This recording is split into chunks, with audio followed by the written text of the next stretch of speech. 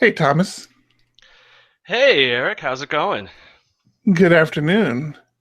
Did you realize that Oh, 58 is the lowest PGA score ever shot on record? And 58 is our episode today. Episode 58 of PHP Ugly is happening with myself, Eric Van Johnson, and my buddy Thomas Rideout. Welcome, everybody. We're here to embrace you. I apologize for the sports trivia. I have no control over him. You know, I'm trying to do a thing here and I feel like it's working. I like having just a random facts about numbers. It's always sports because sports is just one of those easy things to associate with numbers. So no John today, Thomas. Just you and I. I know he's got his hands full of vomiting children, so Vomiting children. Yes. Yes, he's just in general a bad parent, clearly a bad yeah, parent because he has that's sick children. That's one of the things. It's like when you have kids and your kids are sick, all you think about is everybody thinks I'm a bad parent. I'm a bad parent. My kid is sick. I can't keep a healthy child. What is wrong with me? that's not how I feel. No, you don't feel that way? No, no. I tell him they probably did something to deserve it. I say, think back about what you did last week. Did you do something that you probably deserve getting sick for? Did you kiss or lick anything? Think thoroughly here.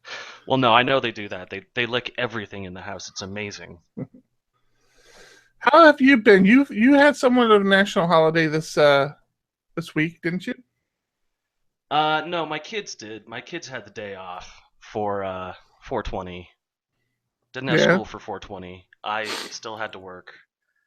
Yeah, Um, I guess they have a little bit of have a little bit of history with that in that state, huh? yeah, a lot of Colorado schools, for some reason, in honor and in respect for the In Columbine respect for. shooting. Yeah, so they took the day off, and I got to relax later in the night. Yeah, yeah. Kind of a in respect and in memory of sort of thing. Yeah. Yeah, yeah, but that was not even a blip on my week. What a nightmarish week it has been. Oh, do share nightmarish. That doesn't Oh my sound good. god. Yeah, I would normally save this thing for doom and gloom at the end, but this is the introductory part, and boy, it's been absolutely thrilling. Um, Okay. so I told you and John a while back that my card got skimmed. Yeah, you mentioned it. So Chase finished their review process and decided that because it was a chip and pin terminal, that it couldn't possibly have been an illegitimate purchase because I had told them I still had my card. So they canceled the credit for $424 to my account. Holy smokes! What Um, was it purchased somewhere locally, like somewhere nearby where you live? about 5 minutes from where I live, Oh, which is really? Oh, very wow, that's fortunate for unusual. me. So the the letter they sent me said, "We've thoroughly researched your dispute and wanted to thank you for providing your information. We've decided the account transactions you reported were correct."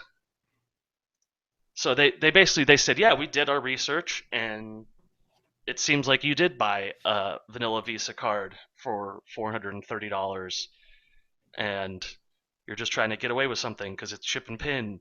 So I ended up calling them. I got their credit fraud support line, and the first thing they say is it's impossible to clone the chip. Well, that's not true. We know that. Just Right. So immediately I go ballistic. I grab my tinfoil hat off the shelf, put it on, and start unloading on this poor person about the research documentation from 2010 showing how the SIM card is easily compromised, the 2012 documentation on pattern repetition within SIM card transactions, and I rip into the guy, you know, eloquently, not viciously. And their response is, well, we can reopen an investigation and it'll move to our second line guys. And I said, well, that's funny though, because your report to me was that you had thoroughly researched the dispute. So did you actually do that, or is that just what the paper says that you send to every one of your customers when you decline them? And they said, well, yeah, no, we just look at the transaction record. And I said, you understand that the transaction record doesn't show whether or not it was a chip and pin transaction. It just shows that it was a chip and pin terminal. She goes, oh, I didn't know that. I didn't know that at all. So yeah, you should know that before telling people they can't have their own money. So I ended up going to Target. The next morning, I went to Target and spoke with the security manager there and said, yeah, here's my amount of my transaction, or amount of the transaction. And she pulls a photo out of a binder and says, do you know this guy? I say, nope. She says, well, that's the guy that stole your credit card. Clear as day picture. It took her 2 minutes to pull up the specific transaction, what was purchased, who purchased it, and got a picture of him looking at the camera. And I said, okay, so this took you 2 minutes. Did Chase ever contact you in their research? Oh, no, they didn't. No, never did. It's like, okay, so their idea of thorough research is the bare minimum. Just a nightmare. So now I've got to fax them all this information. I had to spend an hour filing a police report, giving them all the information. I have to go through this whole thing again. And this all stems from the fact that it's a chipped card, right? That right now the financial institutions have basically thrown their hands up in the air and said, okay, we've decided that you can't illegally use these cards anymore. So now you have to prove to us something's when somebody steals from you, you have to actually show us that somebody's stolen from you. Right. You have to provide evidence that would incriminate you if you had performed the transaction yourself. The chip and pin security is not there to protect them. It's not there to protect you, the consumer. It's there to protect the bank. Right. And it's already known to be horrendously flawed, but they don't acknowledge that it's flawed in any way. So they just put blame on the customer first. And the amazing part is that they don't even know that it's a chip and pin transaction, because all they know is that the card that I have is chip and pin capable, and the card reader that was used is chip and pin capable. So they just say chip and pin transaction. The woman who ran security at Target told me, oh yeah, if you insert the card and pull it out 3 times, it falls over to magnetic stripe reading. 3 times. That's what it takes. You just go click, click, click, and then, oh, chip's not working. Let's do mag stripe instead. So all security is defeated by inserting the card and removing it. Mind-blowing. And beyond that, there's a device called a mag spoof, which can remove the little signature that says that this is a chip and pin card. So you never even have to have the chip in there at all. Because it's just a flag on the mag stripe that says chip and pin card. So when you swipe it, the terminal says, oh, chip and pin card, you have to insert this. If that flag is missing, the card is still valid. It still works just fine as a mag stripe. That's interesting. I'm tempted to try that 3 insert theory. I'd like to see if that works, because it makes sense if you think about it from a technical perspective. It's a fallback, right? I mean, the financial institutions want you to use that card for the transaction, so they want to make sure that you've taken your card to the beach and you've gotten sand on it, and now the chip doesn't work, whatever. They want to make sure that they give you every opportunity to use the card. That's why previously, and I assume it's still something that they can do. When your mag reader wasn't reading, your mag strip wasn't reading, they would manually put the card in. Yeah. I mean, that's still something they do, I assume. I know that Bevmo still has the carbon copy machine underneath all their registers. So if their credit card Yeah, machine is down at Bevmo, they'll go and save your card on a carbon copy print. yeah, that's. I see this. I wonder how long this is going to go on for. It's funny you should mention that because I just actually got a replacement card in the mail today, and it has a chip on it, and uh, the one that it's replacing had a chip on it. The one thing weird about this one is if you look at it, there's no number on the front. Huh. The account number is on the card. It's actually on the back, But it's and not the embossed card on. no, and the card itself is physically heavy. Like it's noticeably heavier than my other cards. Hmm. I don't know if this has a near field NFC chip in it or what's going on, but there's something different about this card with the chip than any of my other cards in my wallet. There's this one is heavier. It seems like it might be a little thicker, but it doesn't bend. Like it doesn't bend at all. Hmm. There's no bend to it. And like I said, the number itself is not on the front of the card. So that's I don't know. Yeah, so if you've got chip and pin out there and you tell them that your card got compromised in some way, then you should also tell them that you don't have the card anymore. You don't know where it is. It got lost or it got stolen out of your wallet, because otherwise they will absolutely deny your claim. And they have to replace it anyways. I mean, even if you Right, do have it on you, it's been compromised, so they're going to replace it. So yeah, right. you just tell them it's not in your wallet anymore. Yeah, tell them you don't know That's where it. it is. It must have gotten stolen. Yeah. Because all you have to lose is all your money. Also, don't use gas station pumps anymore. Just go inside, prepay for an amount with your card. Don't use the pump Is that outside. where you think yours got skimmed? I know exactly where it got skimmed. Bad part of town, shady looking gas station. I was in a hurry with kids screaming in the back of the car and didn't do my due diligence. Hmm. But I'm 100% sure that that's where it got taken. Hmm. And they moved fast. I mean, they know how to defeat the chip and pin system, and the woman, the security manager at Target, was telling me that they've taken $7,000 a week from one card alone in the past. Well, That these people are moving fast and hard, and that it's really a problem in the area. Which, mm, of course it is, because you ask the bank to resolve the issue, and they say no, sorry, go away. They're not trying to catch these people. They're trying to recoup funds for themselves. That's all they care about. I'm sorry And that then I happened to you, and then buddy. I pay taxes on Monday. And then you pay taxes. Oh man, Yeah, taxes was hurt. They were hurting this year, I tell you. I I had to take a 401k loan to pay mine this year, Well, you have a which full time job though. You don't just get them. It just doesn't come out of your paycheck. they screwed up my wife's paycheck.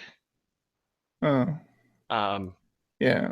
This is the time of year where consultants kind of really see how well they're able to project out their income because you have to pick up the slack on because when you don't have that paycheck that a company takes out the taxes for you, you have to pay these quarterly taxes based on your projected income. So the idea is you right. project your income for the year and then you pay quarterly, how much you need to pay. And it's never pleasant, but yeah, this year it's a good problem to have for us because it meant the business did well, did better than we had anticipated. But at the end of the year, when we did our company taxes, it's like, ouch, Yeah, ouch. So, yeah. So, but I found out that my wife finds it very attractive when I do adult things like actually pay my taxes instead of close my eyes and wish they went away. bury your head in the sand. Yeah. Yeah, no. When I paid my taxes, became very amorous. Yeah, here you go. Yeah, You got something out of it, you know? it was nice. So you might notice I have a little better internet connection. I'm back in San Diego for the weekend. I'm heading back out to Arizona on Sunday. Um, still helping with the family. I had some interesting experiences. I've been in Arizona for a couple weeks. We've talked about it a little bit in the past. I don't know how much we've like told the listeners, and I don't really need to go that much into it. But I mean, for anybody interested, my father has dementia, and he takes a lot of supervision to constant supervision to manage. I mean, it's like a full-time job.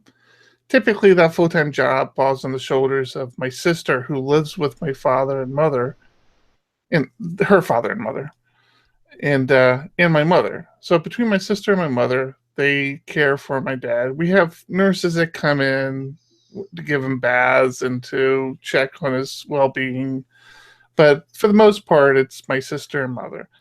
And I mean, it's everything you hear about with people with dementia. They forget where they're at. They forget who people are. Matter of fact, I had an unpleasant thing for the first time. My sister had experienced this already, but for the first time, my dad had kind of acknowledged that he didn't know who I was, Ugh. and I'm like, "Ouch!" And he did it in a very, I mean, he's confused. He's always confused, and we're at his house, and his question was very simple. He asked me if I knew how long Eric, which is my name, how long Eric had owned this house. And I'm like, Dad, I'm Eric. So it was, but I mean, it was to be See, expected. now It before the dementia, did he have a good sense of humor? didn't. Because I tell you Yeah, what, if I got diagnosed with dementia, I would be fucking with everybody. that's. I don't even need. I don't. I already just plan. I don't even have to get diagnosed with dementia. I'm planning on like around age 60, 62.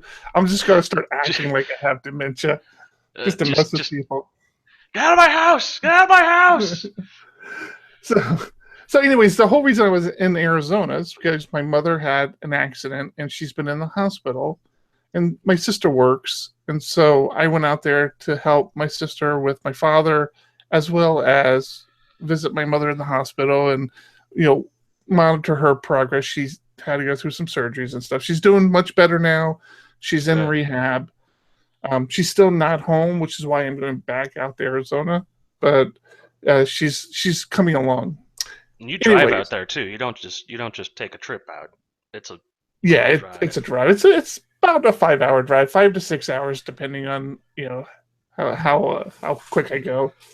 But yeah, it's a little bit of a it's a little bit of a drive, and it's all desert, so it's not even like beautiful scenery. I mean, some people like the Yeah. desert and think it's pretty, and it is on occasion, but it's still Mm, desert. It's yeah. still desert, man. It's like 4 or 5 hours of driving in the desert. It's just nothing that enjoyable about it.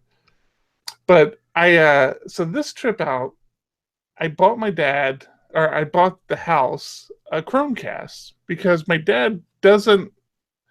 He has routines, and one of the things he really enjoys is watching baseball. Obviously, you guys know me in baseball, so I'm thinking this is still something we can share. So I have a subscription to Major League Baseball. I went and bought a Chromecast, hooked it up to their television, and I would play the previous day's games through the Chromecast. So my dad and I would Ah. sit there and watch multiple baseball games. He really enjoyed it, but it got me thinking about something because, and it's a simple user experience thing. Now, again, keep in mind he has dementia, so it's hard for him to understand certain things. But the one thing that was really throwing him off was when we were watching the games, when MLB cuts to commercial, the app doesn't show the commercial, so it just Sure. It's it just a goes black silent. screen. Well, it has a Major League Baseball logo up there, and it just goes silent. There's no noise or anything. That was messing with my dad's head. so much because he couldn't understand what was going on. He's like, "Why is this happening? What's going on? Is game over?" I'm like, "No, Dad, it's a commercial. It's a commercial break, and it says on it that it's a commercial break." Sure. But it was like just one of those user experiences. And I know I'd actually messaged MLB for years about this, and I noticed this year on when you're watching a game online, like through a web browser, they don't go silent anymore. They show highlights or they show goofy things. So Huh. they've put fillers in there. But for some reason, when I Chromecast it to the television, those highlights and all that stuff weren't there anymore. And it was just like one of these weird user experiences. Like I sat there for a second. I'm like, yeah, that is annoying. You're absolutely right, Dad. I agree with you, and it messed with his head so hard. He's like, why is this broken? Like, no, it's not broken. So, Yeah, you're already introducing a new enough piece of technology, and then it just yeah, goes quiet for 5 minutes. yeah, Yeah, that and could be that's the thing. annoying. It's like, I'm hoping my sister, because a Chromecast, I was bouncing back and forth, and I still might change my mind between the Chromecast and a Roku. And then honestly, I went Chromecast because it was cheaper. But I'm hoping I can teach my sister how to use it because it's beneficial for her to throw a game on so Dad can watch it. But then she could use it as well as to watch movies and stuff. So I'm hoping maybe I can teach her. If not, I might end up buying them a Roku still. Roku's Okay, are that was a nice. lot. Yeah, that was a lot of backstory. I guess that we didn't need. But I like I it. got a question for you. Absolutely. Fire I away. do have a question for you. This comes via a Twitter. Somebody messaged me on Twitter a question, and I have an opinion about it, and I gave him my opinion about it.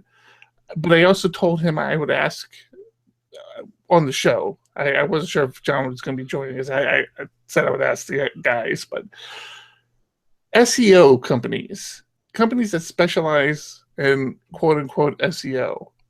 Do you have an Yes. opinion on that? Never before have you seen a more wretched hive of scum and villainy than the SEO industry. I take it you don't agree with it too much. I I agree with it. There's a clearly a need for it, but it is it is really the practical application of gaming the system, Yeah, and it creates so much crap to deal with. Um, it's important to know how to meta tag stuff, how to make your site accessible for the handicapped services that Apple and Microsoft use. It's important to have alt tags on your images. That kind of stuff is important, but then you go past that and SEO people start saying, well, we've figured out the tags that you need that aren't exactly related to what you do, but they pertain to the market you're targeting. The SEO people can be absolutely the worst people. Now there are some good ones out there, but there are so many that say, well, we can get you up 3 ranks by putting a link to your page in our 500 site rotation of yeah, garbage domain holdings. I remember when domain names were just, if you bought a domain name and squatted on it, you just put a price tag on it and said $200. That went away. Now squatted domain names are advertising cycles for SEO engines. yeah, They yep, use you're them absolutely right. to eh, assholes. that's Yeah, that's what an and asshole does. that was kind of my opinion on the whole thing. Is like, I've actually never been in a situation to be a legitimate company and to be far enough along where you need that sort of specialized service to get you that extra tick of traffic because It's you real really money. I mean, it's real yeah, big quantities of money being third instead of fourth. Right. I Right. don't But disagree with again, that. that becomes a very niche market, right? Because everybody thinks they need SEO. It's like, oh yeah, I'm launching my site. I need No. SEO. It's like, no, you don't. You need to see how you do on your own. You And need to not do for some what they basic, cost either. right? For And well, you what need they to cost, you do can some spend that basic stuff money. out there. You can spend that money right back into your business and make the business better instead of more popular, Right. which isn't a real metric. Right. And that's the thing. It's like they don't do development for you. They don't really do anything for you. They kind of like they might put you in one of their, like you said, one of their landing pages or something, or they might give you some recommendations, but they don't do a whole lot for you. You want some deep, Uh, dark secret information? Absolutely. The whole thing's a big circle jerk. You think? I know. I worked for one. And Yeah. here's what happens. I worked for a guy, and one day we were just shooting ideas back and forth, talking about future projects and stuff. And he said, "Hey, you know what? Let me ask Bill about this." Pulls up Skype, clicks on Bill something, whatever. I'm trying to come up with a name that didn't immediately sound racist. It's hard to come up with non-racist last names. Smith, Bill Smith. Uh, and they had a conversation about, hey, we're doing this, and he starts spilling the beans about what I would have considered uh, secret information about our company. He starts saying, yeah, the next year we're going to be doing this and this. We're going to be launching this. We're going to be launching this. How do you guys do with that stuff? And he says, oh yeah, I remember last year we launched this. This year we're going to be launching this whole new thing. Da da da da. And after that phone call, I was like, who was that guy? He said, oh, that's this other company. I said, they're our competitors. He said, nah, not at this point anymore. So what do you mean they're not your competitor anymore? They're a different company that does the same thing. He said, yeah, but we all do the same thing and we all share all our information. We have a meetup in Aspen every year, and we all What? hang out. Dude, it is What's the SEO. purpose of that? They all share their money. It's a circle jerk.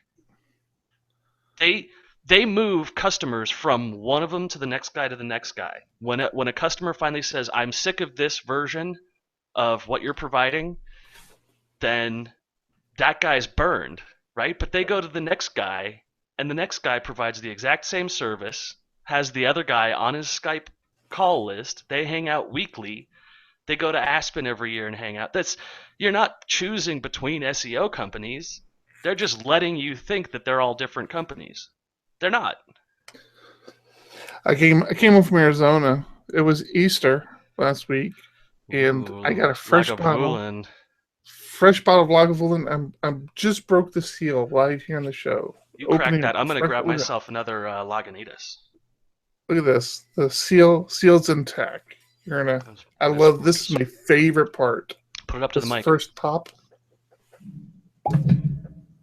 Oh. I hit the mic. It probably ruined it, but oh man, I do love this stuff. We'll just pour a little bit in. It's been a long day. All right. Let me put a note that I'm grabbing a beer here.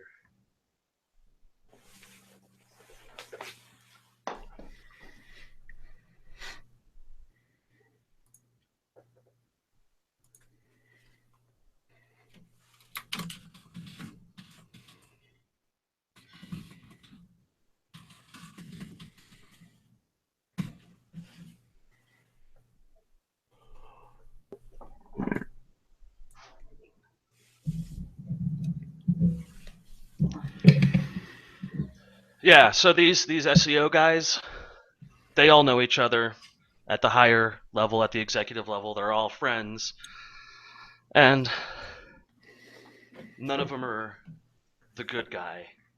At best, you're going to find lawful neutral among SEO people. Do you remember web rings?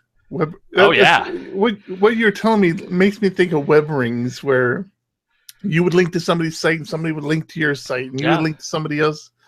Oh, it was it's awesome. it's like that. But imagine if the mafia ran adult websites.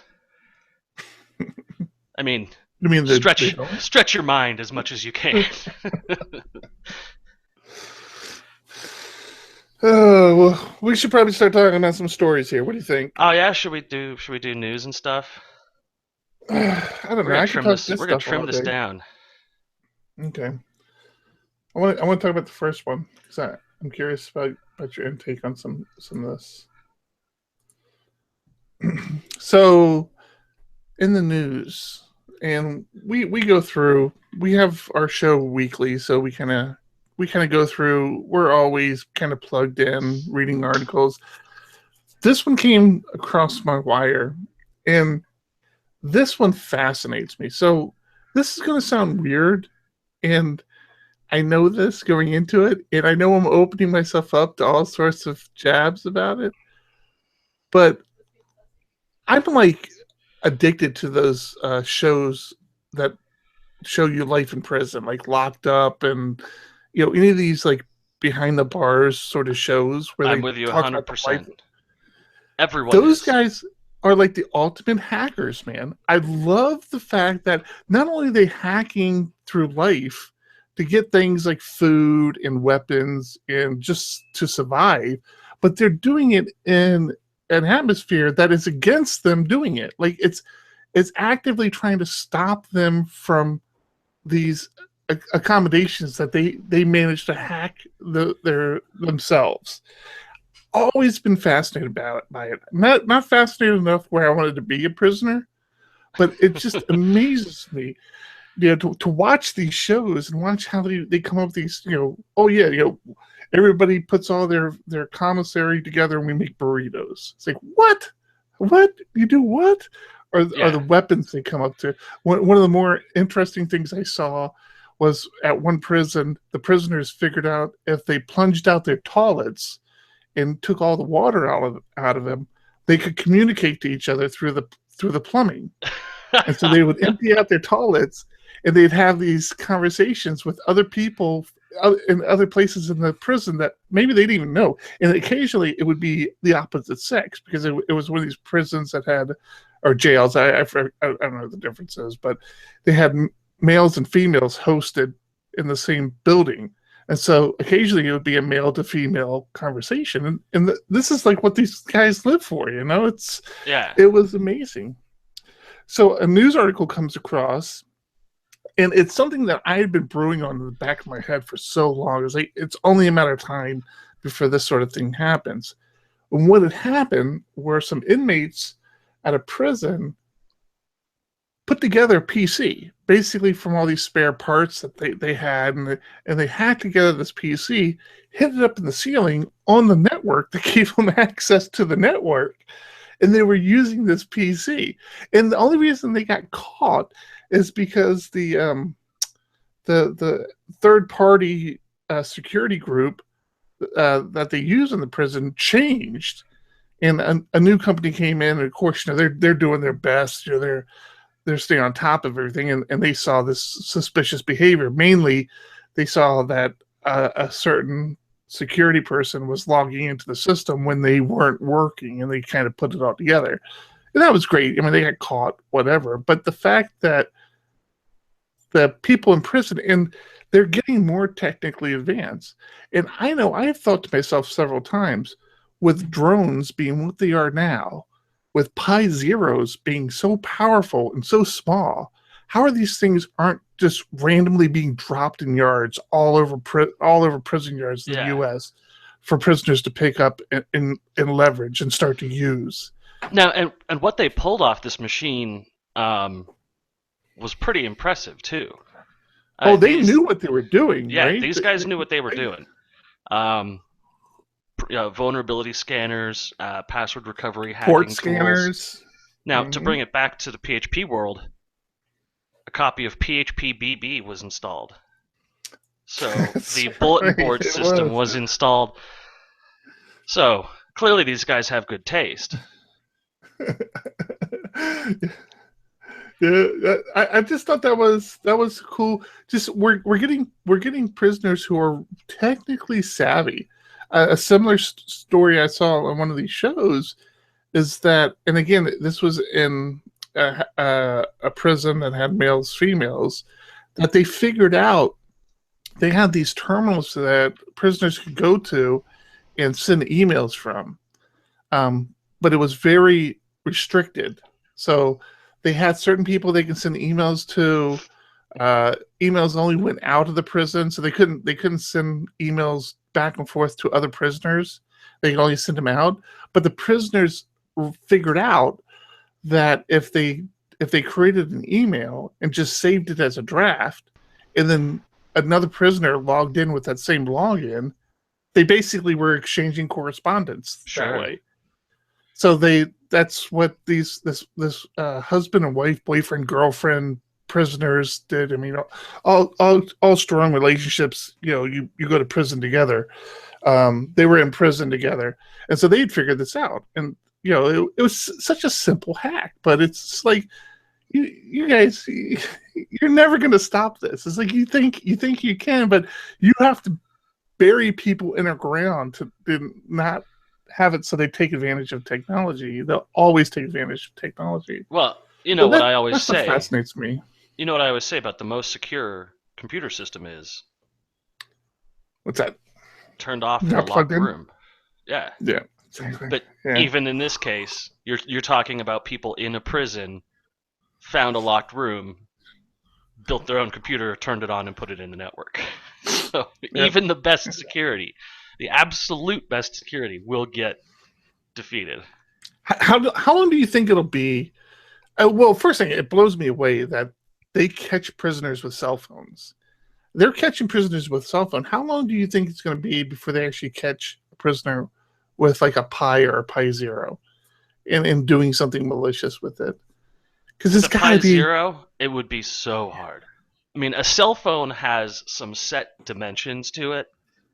The smallest cell phone you can make still has to function.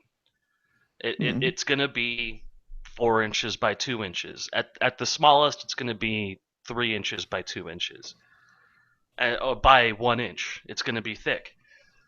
Pi Zero, man, that thing came in a magazine. Yeah. Like, yeah. You're going to be able to hide that anywhere. And like a lot of these prisoners have radios and televisions. You just put the Pi Zero in with the electronic device. Right. Nobody's going to be able to see that and say, "Oh yeah, that doesn't belong there." It's not going to happen. Give it a voice interface that doesn't acknowledge that it's a voice interface. So take something like Amazon's Echo and just have it not reply back to you. So you can give it voice commands and it'll send the email or the SMS. It just won't reply or say anything to you until you're in a safe situation. You don't even need a screen. Go headless. Yeah. So I thought that was a cool story. I'm glad you didn't think I was as weird as I felt I was for kind of liking that whole subject matter. No, whenever I go to a bar, it's always 5 TVs with the same football game or whatever it's on. I always get one of the TVs and I have them put on Cops or Wackiest Videos or Prison Life show, and every single time that TV gets a crowd around it because everyone loves watching that stuff. Yeah. And like I said, I enjoy watching it. I don't want to keep watching it from the outside. I don't ever want to be on the other side of that. All right, so we've big time developers. One of the things we go through a lot is coming up with ways to manage reliable development environments. Vagrant became huge. It's huge. It was the best. Huge. They were the best. They were huge. Vagrant became really popular as far as creating these virtual machines to do development. There's a real popular site out there that allows you to configure these machines online called like Puppet with PHP. I don't know how you guys pronounce it, but it's It's PHP, but the second P has Puppet in it, or the second P has P. It's Puppet. The second P has PHP, or one of the P's have PHP in it. I forget how it all goes. Anyways, it's a web interface. You click, click, click, click. You configure how you want your Vagrant machine configured. You spin it up. Now you still have a Vagrant machine. Myself personally, I've been playing around more and more with Docker, and Docker is growing in popularity. A lot of tool sets have been growing around Docker, making it easier to manage, making it easier to spin up. Now, and it's in beta, and I haven't had an opportunity to try it myself. I should have before the show started, but I didn't get that opportunity. There's phpdocker.io, which is very much like the PHP, the Puppet one, whatever. How do you say the Puppet one? How would you say the Puppet? I don't say it. I think it's awful. Okay. I think the name is awful. It's phpdocker.io is the exact same premise. It's the online. You click it through what you want your Docker image to be configured as. At the end of it, you have a Docker. There's a Docker Compose file, I think is what it creates for you. And then you can just do a Docker Compose build on it, Docker Compose up. So I thought that was real good. I'm really liking Docker. I think the tools are just about there. I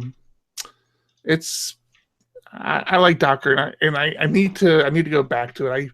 I've gotten lazy. I don't even use Vagrant right now for development. I've really gotten lazy, and I'm using the Valet for development. But I understand that's very limited to. It's very specific to the fact that I'm on a Mac, and some other caveats to it. So I want to get back to exploring Docker, and I was using Docker for a little while, and I had some hiccups I was working through.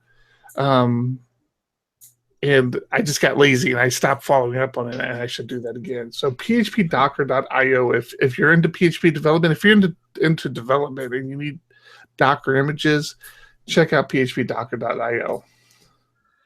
I'm digging this nice little interface. Yeah, it looks pretty simple. Yeah. And just like I said, just the tool sets around Docker in general are getting better and better. Over the last few months, they just really have gotten. There's just some easy management behind it. I hear everybody rave about Rancher, which is this OS for Docker, and we have a client that had Rancher machines, and I didn't see the benefit of it at the time, and we did some manipulating and ended up moving off of it. But since then, I've heard the name come up several times. What's his name? TJ Miller. He was just on North Meets South podcast. He's a big Docker guy. Damn it! I think I said his name wrong, and I feel bad because I like him a lot. We're gonna have him on Larrycast coming up here. So now I got to see what his name is. Hold on, let me look it up here. North Meets South Audio. I listen to a lot of podcasts, and TJ Miller. Is that what I said his name was? Yeah. It is TJ Miller. He's a great guy. I was on the outskirts of a group at Larrycon last year that he was a part of, and he was a very knowledgeable guy. He's kind of quiet. He reached out to me on Twitter, and we struck up conversation, and we're pulling him in on the show for Larry Chat Live. But just a great guy, very approachable, very, very, very smart. I listened to him on his North Meets South podcast with those guys over there, and just a great guy. I mean, way more deeper. He dove deeper into Docker than I think. With a casual sort of conversation behind it than I've heard to date. So I got to stop promoting other podcasts. I do that all the time. You do, yeah. That. You're gonna drive all of our listeners away. All 6 of them. So I ordered 50. I ordered 50 PHP Ugly stickers. I ordered 50. I don't think we have 50. people who care to have a PHP Ugly sticker. Absolutely, we do. Now I'm starting to think I didn't order enough because I need to send you some. I've already got people asking me for stickers. I'm like, I don't think I got enough stickers, man. I might have to order some more stickers. We have 62 followers on SoundCloud. Do we really? Yeah.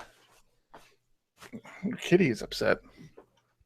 My kitty is very upset. My wife is in the bathroom and he's not allowed in. Let's. I got some general news stuff. We'll zip through this real quick. Do it. Laravel 5.5 coming up. Adds support for custom error exception reporting. This is nice. Okay. Just nice place to send reports out, stuff like that. If you don't want to pay for services like Bugsnag, then you can sort of build your own with something like this. Handy dandy. Moving back on, we talked about our place. I saw this article. I'm like, you love this story, man. This is 2 weeks in a row we talked about this. I do love the story. Last week we talked a lot about the technical elements behind it, and I was talking about how it was interesting socially to see what developed out of it, and the different sort of factions and social behaviors that came from it. And so the next part of their series about this project discusses that specifically, discusses the interpersonal relationships behind the building of this thing. So I thought our listeners who enjoyed last week might enjoy this new article. Throw that up there, put it on our subreddit. Cool. New feature for Blackfire. This is actually last week's news, but I just saw it this week. So Blackfire IO, which is a server-side debugger that communicates with a nice little Chrome or Firefox plugin. Really handy tool, and now it does a timeline graph as well as its profiling and debugging graphs. So you can see, you can take a profile and view it over time of the request and see where in the request your slow parts are, and really narrow it down to specifics. That Blackfire is such a cool tool. I need to start using that again. It's not free anymore. It used to be free. It had its own beta. You could get it for free. Yeah, that's probably why I stopped using it. The stupid thing of the week. Sure. JS to PHP. New project on the NPM hub. Write it in JavaScript. Execute it as PHP. This is just dumb. So the guy is he knows. Pretty honest. I mean, he basically said this is just a proof of concept. I did this just to see that it could be done. I think he did it just to piss off people. But my favorite part of it is that every time I read it, it's JSTOPHP, which I always read as just stop. Just stop. Just stop. Sure, just stop. I thought it was going to be JS top HP. No, I saw that. Had to include it. All right, we'll go over this thing next week when we've got more people. And boy, I think this is one of my favorite things this week. Which one? So PowerPoint is now Turing complete. Why? Okay. Something about that just tickles me. It was a cute little presentation. Everybody was laughing pretty hard. The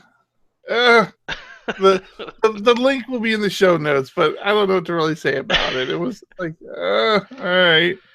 Yeah, so it turns out PowerPoint has just enough feature set to support creating a punch card driven universal machine that is powered completely by PowerPoint animations and can execute arbitrary code.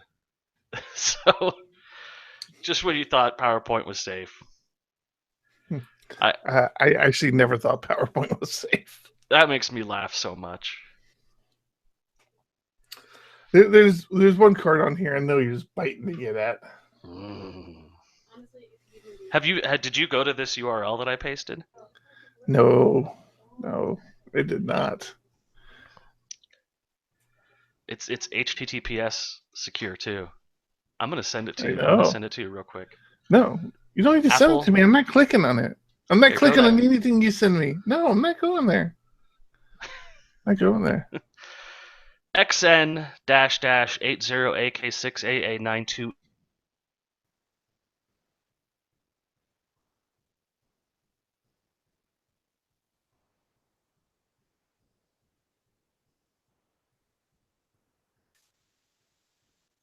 Did you miss me? Oh wow, you really dropped off. I was just being quiet because I'm like, okay, he's talking. I'm sure it's recording on his side. It is. It still looks like it is. Yeah.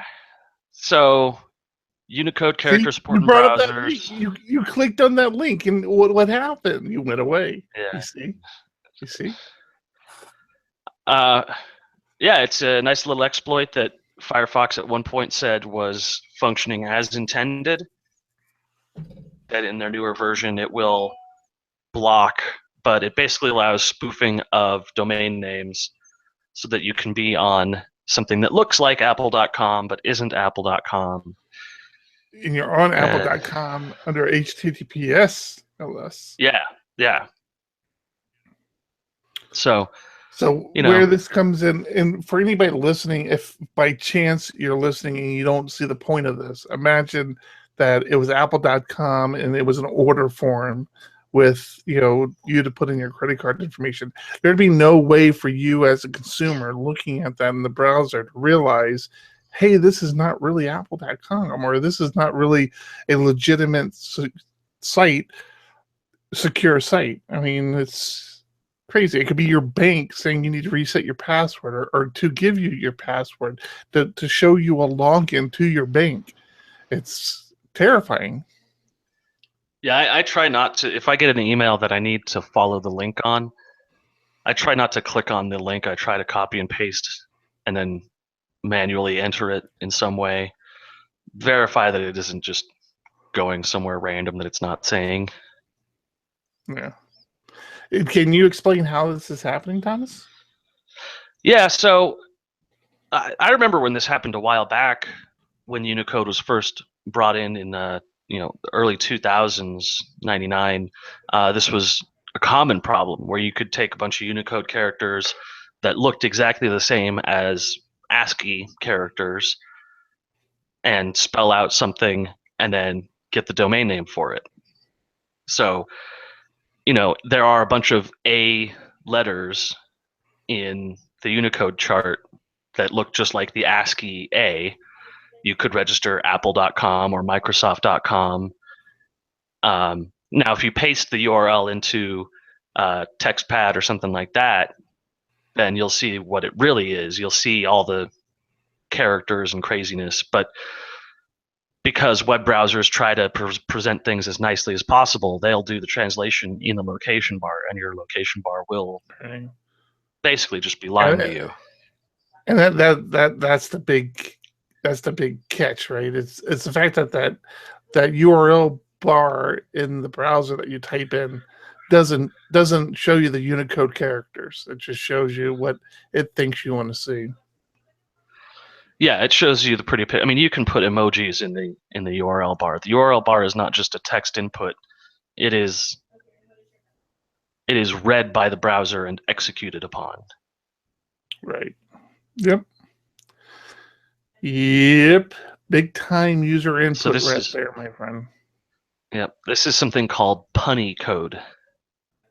Because I mean, like I said, the Unicode stuff got fixed a long time ago, but this is a new variation that just gives even more power to bad people. I don't like the bad people. We got one more story. You gonna talk about it? Was that your doom and gloom? This is my doom and gloom. The It hasn't been. I archive.org mean, one? yeah, my doom and gloom started early in the podcast, so we're cutting the end doom and That's gloom true. shorter. That's true. Yeah. I kind of realized I just read that again, and I realized why that's doom and gloom. That's an issue. That's a huge issue. So, robots.txt, everyone in web development knows it. It says to search engines, hey, don't go here. There's nothing here for you. I've always recommended against using robots.txt because the first thing a hacker is going to do is find out where your admin page is by looking at the robots.txt file. It is not security. It is not helpful. It does not do anything other than mask security vulnerabilities. It's helpful because it's telling us. It doesn't say don't go there. There's something there for you. It says, hey, don't index this section of my website for whatever reason. You just don't want it to be indexed. Like you said, a lot of times it's an admin section because you don't want that admin section to show up in search results. So, but it's going to hide problems. It serves a purpose, but I think it serves the purpose so poorly that it's not actually helpful. I think it does much more harm than good. There needs to be a better solution. You're absolutely right. Yeah. Yeah. So, archive.org, which you might know archives the internet, has just stated that they will not be respecting robots.txt files anymore. They're going to archive. They're going to archive what they want to archive, no matter what you tell them. They're going to archive everything they can get to. So. Yep. Specifically, they said on U.S. government and military websites. Interesting that they said that specifically. Yeah. Huh. That's where they started it a few months ago, but now they're going to cover everything everything they can find. They're going to save. So, if you're using robots.txt as a security measure, then don't. And also check archive.org. Maybe there's a copy of your website's back end on it. All right. Hey, I forgot to share something with you, Thomas. It's been such a busy week for me. I forgot to tell you something. Are you familiar with PHP Women? Boy, I played the fifth. Myself up. That was way too long of a pause. I realized as I was sitting there waiting for a response, this is a mistake. I should just stop it right now. It's too open of a question. You're speaking about a group called PHP Women? I am speaking about the Purple Elephant phpwomen.org, who kind of promote diversity, promote getting less represented groups into PHP development and recognized. It's called PHP Women, but they're pretty quick to say, we're all inclusive. You don't have to be. It's not limited to women. And I kind of got involved with them over the past week. Like Bill O'Reilly level involved, or no? Why is you owe everybody money now? That of me? It's only a matter of time before they kick me out of their Slack channel. I realize. So somebody's gonna do an internet search and go, wait a minute, this is the guy we're talking to in our Slack. No. Now you and I both have daughters, and we're both very interested in promoting women in tech. So this is true. Yes, we've gone to Geek Girl events and have set up tables and have talked PHP. It's definitely on our forefront.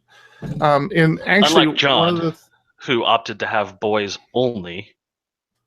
He's such a misogynist, right? Yeah, whatever. I'm gonna have boys. Yeah, let's go play catch. Whatever. Anyways, I got involved with the PHP Women group because there's a group here in San Diego that had reached out to us and said, we'd like to set up some training for PHP. And I'm like, man, I remember PHP Women had this great training program set up called PHP Bridge. And I went to PHP Bridge and it was no longer there. I'm like, hey, shoot, that sucks. I was really hoping this would be here because I wanted to share it.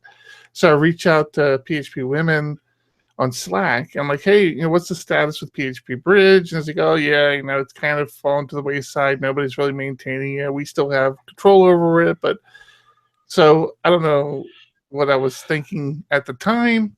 But I'm like, hey, I'll do it for you. So I started. Oh my god! So you've obligated yourself to a new task. Apparently, because I'm not overcommitted enough as it is. I don't know. I tell you, so I'm You've like, hey, lost your mind. We can host that for you, and then they said, oh yeah, it's a Rails app. I'm like, wait, what? It's a Rails app? So I'm like, well, we got to convert this over to a PHP build system. So I have the current version of PHP Bridge, which is a fork of Rails Bridge, which is why it's a Rails app. It's up on a web server. They still need to update the DNS. I'm not sure why they're dragging the feet on this, but once they get their DNS updated, the new site will go live and it's there. And then what I shared with them is I'd really like to convert this over to a PHP build system. I was thinking Sculpin at the time. A few other people have suggested Jigsaw, which are some of these other static generated websites through PHP scripts. Sure. So I think I'm going to be doing that over the upcoming weeks. If anybody's interested in contributing to a project, I would love some help on that. And then, of course, the idea is to update the material and expand on the material a little bit as well. So yeah, did you offer to fix any cars? Another thing. I do car repairs. Yeah. Oh, you got a leak in your roof. You need someone to take care of that? I don't know what is wrong with you. I mean, you're okay. I know what it is. Your girls are 18. 19, actually. 19. You're panicking that they're going to be leaving. Oh no, I'm ready to kick them out. They're squatters at this point. I'm ready. You kidding? They're walking a thin legal boundary right now. The wife, on the other hand, she's a different story. She's not ready for them to go. But I've got plans for that room now. It's like, yeah, you can leave. You need to start doing woodworking in their room whenever they leave, just to assert dominance. They walk in, you just reply with Dad, when did we get this table saw in our room? What? Your room? Oh, right. My bad. Are you still sleeping in my workshop? What? What? I set a cot up for you in the garage. All right, Thomas. We're at an hour. Oh, this is going to be an easy one to edit. Yet another thing for you, brother, and for all our listeners. I know I cross promote a lot. I know I talk about Lair Chat Live a lot. I like Lair Chat Live. I'm on that podcast as well. Tony Lee, who is a San Diego Laravel user group member, joined us on Lair Chat last show, offered to put together an intro trailer to the show. We updated his show with the intro, and it's actually on the intro and outro. So he put together this little trailer to the Lair Chat Live, which we're going to try to start putting on all future shows. It's pretty tight, man. You got to go check it out. I know you don't listen to other podcasts, Thomas, but you got to go to the YouTube channel because it's video, obviously. Go to the YouTube channel and look at the latest Lair Chat Live with Tony Lee. And it has a little intro video that he put together. It's only like 6 seconds long. It's very quick, but it's cool. I love that stuff. I love when people are like, hey, you know what? I do this on the side. You want me to put this together for you? I'm like, yeah, that's fantastic. All right, I'll check out your podcast. My good podcast. The one people actually. We've had over 10,000 views now. Let's see. Yeah, I don't know what we have on PHP. We only have 31. I know what. I know what we have on PHP Ugly on YouTube. What is it? It's like I don't think anybody watches. Yeah, I don't think anybody watches the video. If anybody's interested, there's actually a PHP Ugly YouTube channel where we videotape our podcast when we're recording. And the fun thing about it is we take breaks throughout the podcast.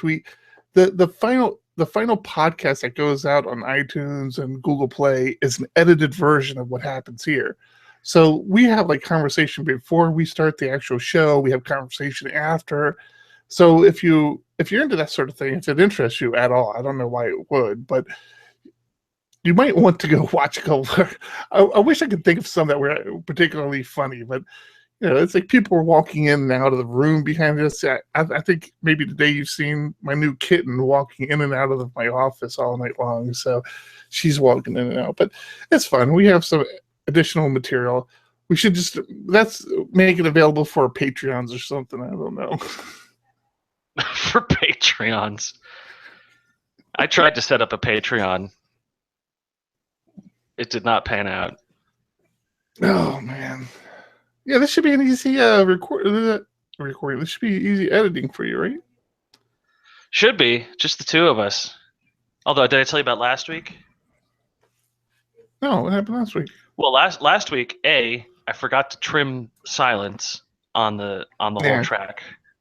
God, I'm so embarrassed about that. You repeated me. No, your headphones are open-backed headphones, so they fed right back into the microphone. So for your entire hour and 15-minute or hour and 20-minute track, anytime you weren't speaking, I had to mute your track. That's fun stuff. That's fun. I'm sorry, buddy. I'm sorry. The things I put up with. Next week is gonna be another one because I'm gonna be back. Unless we do this, because I plan on next week being my last week in Arizona. So I should be back in San Diego for the weekend. But yeah, man, sorry about that. This one should be easier. Now, I have a number for you though. Go ahead. 8,925 total plays for PHP Ugly. On YouTube? On SoundCloud. Oh, on SoundCloud. Yeah, that makes sense. Yeah. 8,000. Wow. Oh, we almost have 10,000 plays on SoundCloud. We'll get there in a couple weeks. Well, maybe. That's not too shabby. Not too shabby at all. All right, Thomas. Well, I think we've had a good show. We typically have good shows when John doesn't join us, but we don't let him know that.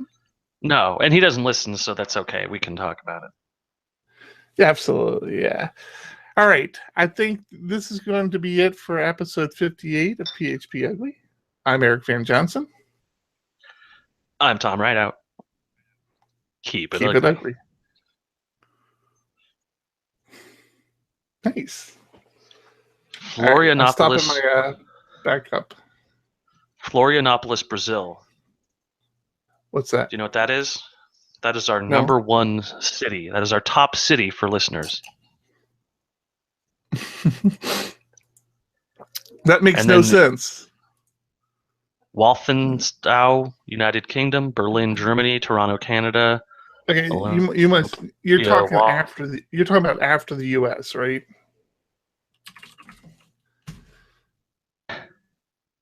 Still there? What? You're talking stats after the US.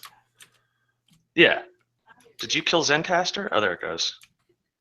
Yeah. No, I'm talking stats. If you go to top cities, top countries, US is number one, but top cities, it's all about Florianopolis, Brazil. Why? And why the UK? What's happening here? I don't understand. Amsterdam, Tucson. Hey, that's you. I saw you play 3 episodes. What are you talking about? Were you in Tucson? Where I'm at, it can be considered Tucson. Yeah, I'm right between Tucson and Phoenix. So you played 3 episodes this week. I can assure you I didn't play 3 episodes. I played one. I played the one we recorded. Ah, it looks like 2 other people from Tucson listened to it then.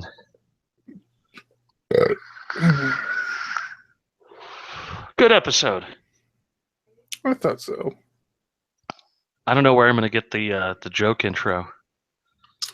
Oh, right. Did you like the intro for last week's? Yeah, I thought it was good. That is exactly what you sounded like, and it was really hard to get it to sound like that. Do you need I did a show note. I mean, I think you grabbed it too there. That's the only show note I grabbed. I just because I put that on there, but just because I edit it by listening to the whole thing 3 times, the show notes haven't ended up being very helpful. I do a long edit, and I was reading some stuff that was like, yeah, people talk, that you don't have to clip it down so that it's faster and more eloquent and more concise. Like, no, I want to though. I want everyone to sound at their best. Right. That's my thing. And there's such a huge difference between editing 2 and editing 3. Like when you get that third person in there, the talkover is hard to deal with. Yeah, big time. But like when you're editing 2, like a lot of the stuff I'll do is I'll just see who's talking and then just blank out the other person just to be safe but yeah, I know exactly what you're saying. Yeah, I agree. I've gotten better at reading the levels, so I can tell the difference between a dropped pencil and someone going, "Ha!" That's like, I swear to God, I can look at the levels and I can see where John. How many times? Right into the microphone. Yeah. And I can look at it. I can look at his audio. I'm like, okay, there, and yeah. So that's what I was going to explain to you. One of the first things, and I wanted to show this to you, and we never got that working.